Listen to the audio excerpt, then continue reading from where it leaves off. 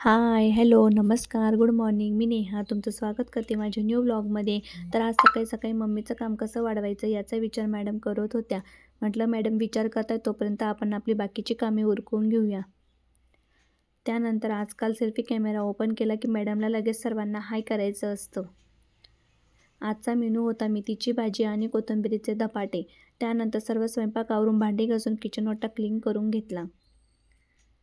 आज प्रदोष होता त्यामुळे केस धुतलेले होते. म्हटलं 5 मिनिटं उन्हात उभे राहून केस वाळवून घेऊया. सकाळीच मशीनला कपडे लावून दिलेले होते त्यामुळे कपडे लगेच वाळत टाकून दिले. त्यानंतर मी त्रिशला आंघोळ घालून झोपी लावून दिले. आज दुपारी काही काम नव्हते त्यामुळे आम्ही मायलेकींनी आरामच केला. सायंकाळी उठल्यानंतर मी त्रिशचं आवरून दिलं. त्रिशच्या पप्पांनी येताना मार्केटमधून वाटाणे आणले होते ते सोलायला घेतले. त्यामध्ये पण त्रिश मला खूप हेल्प करत होती.